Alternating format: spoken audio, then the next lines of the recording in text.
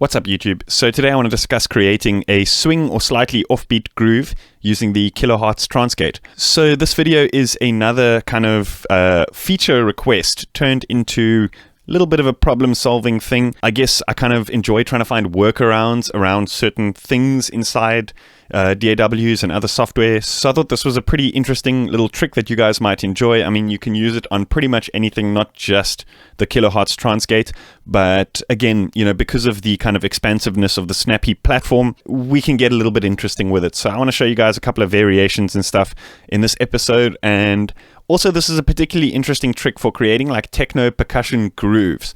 So I figured it would be great to kind of kill two birds with one stone. Let's get into it.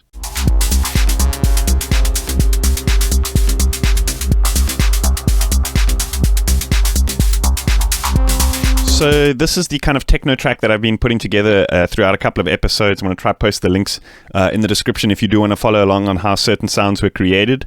But just for the simplicity of the tutorial, I'm going to kind of remove some sounds and just focus on one kind of loop of the track. And I'm going to build a little percussion loop using a couple of very simple tricks. So first things first, let's just solo this phase plant instance. I've literally got one long C note playing there. And inside phase plant, let's just go new, and we're going to go ahead and recreate this patch from scratch. So it was super simple. All it is a noise oscillator, and then I turned the slope all the way down to 0. So it's a nice bright noise sound. Then just to kind of like filter it off a little bit, I created a high pass filter, because I want to kind of remove some of the low frequencies from the noise. So it's just a kind of a high frequency hissy noise sound.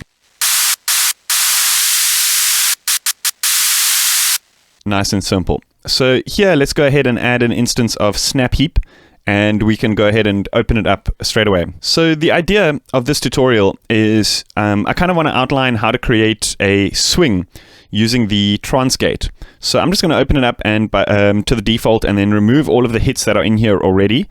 And then I'm going to go ahead and switch this resolution to 1/16. So here, if we go ahead and punch in all of these blocks, it's going to play every 16th note.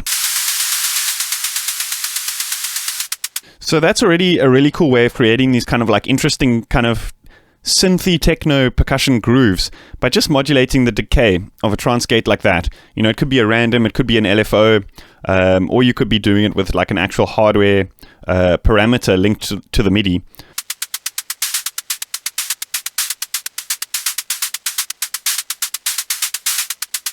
To make things a little bit more interesting, what I want to do is I want to split this Trancegate into several layers.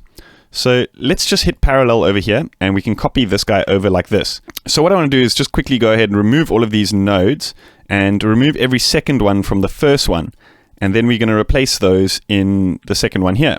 So it'll be something like this. So the result now should be audibly the same as the previous version, but now we have control over these separate layers.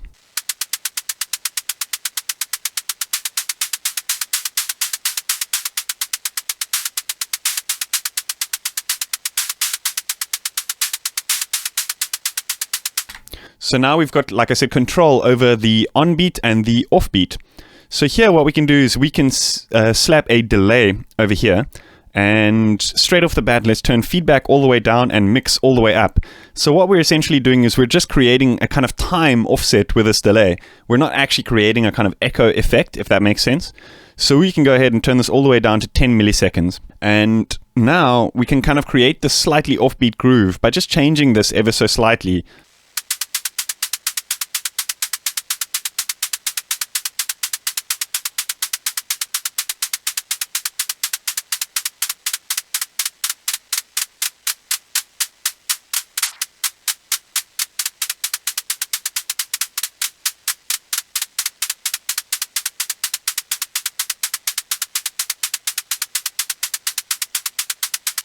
And then obviously to turn it off, you could just turn the mix down, and then it'll be back to the kind of regimented rhythm. So with this kind of thing, it's not the kind of thing that I like to modulate over time. I kind of like to listen and feel the groove of the track and kind of set the milliseconds here. But it's the decay and other settings here which we can modulate for kind of interesting moving percussion effects. Furthermore, we can go and split this into, further layers. You're not limited to just the on-beat and the off-beat. You could have like 1, 2, 3, 4, 1, 2, 3, 4, and have like different effects on each one.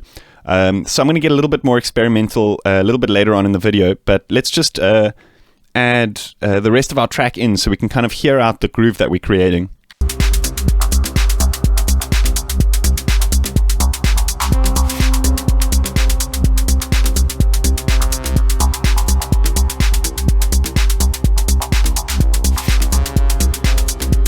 Cool, that's already sounding damn good. So here, let's set some macros to control the decay amounts. So what I want to do is just turn them down ever so slightly. So we've got like a shorter starting point. So we can kind of play around with those. And let's just set both of macro 1 and macro 2 to control these decays respectively. So let's just call this decay 1, and let's just call this decay 2. Cool. So now let's jump in here and we can create an LFO. Let's sync this, set it to 1/4, and let's just choose one of these quantized 16th notes. One of these guys here. We might actually set this up to 8/4 just so it's a little bit slower. And what we can do is we can set this to modulate the decay. Then we can duplicate it, change the phase. So it's kind of like the same pattern, but it's starting at a different point. So we're kind of getting slightly randomized movement there, and set this to modulate the other decay. Check this out.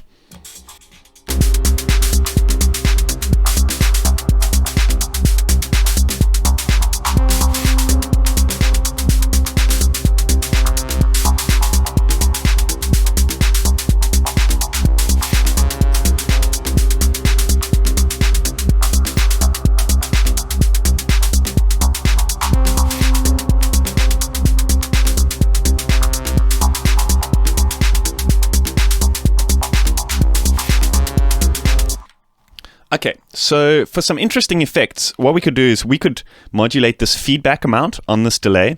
So I know, like I said, we were using this delay as a kind of like, not as an echo, more as like a timing offset, but just modulating this feedback in every now and then can create this nice metallic resonant-y sound that can kind of like add to the groove if you're modulating it with a similar kind of stepped LFO like these.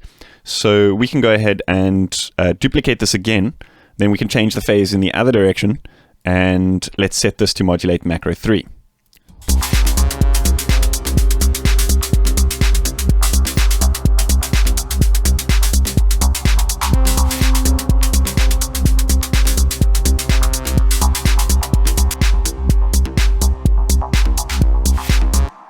Okay, so here let's go ahead and create a third layer. But what I want to do is, let's set this to parallel, and then we can just turn off all of these, and then every like second or third one of these, let's turn it off and replace it with one of these.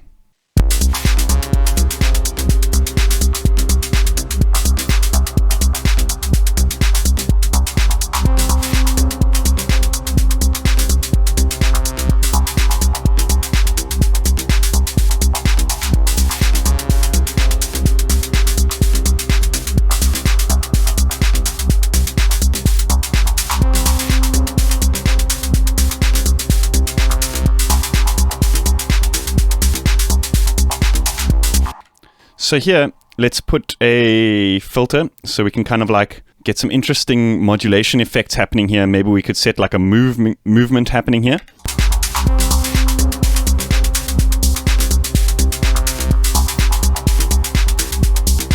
Awesome. So bear in mind that, the whole entire rhythmic thing in this sound is created using just the snap heap. We have literally just white noise running in here. Check this out.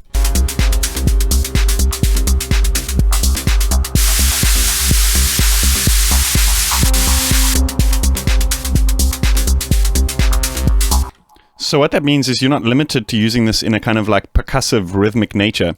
Let's create a synth and see how this fares. We can kind of create like an analog. Let's create a filter, a distortion, and an output. And then I just want to set this to the key of the track that I'm working in.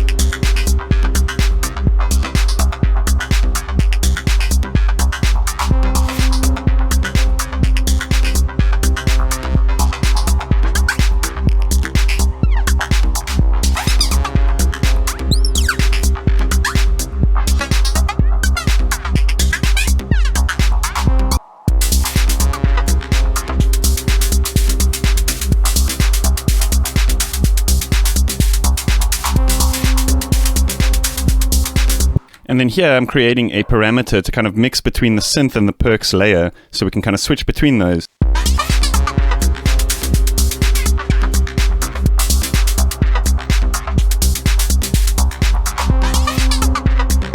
Awesome, that's about it. I'm going to be uploading this preset, both the snap heap and the full phase plant preset, to my Patreon for my $5 supporters. So if you want to know what that's all about, check out the link.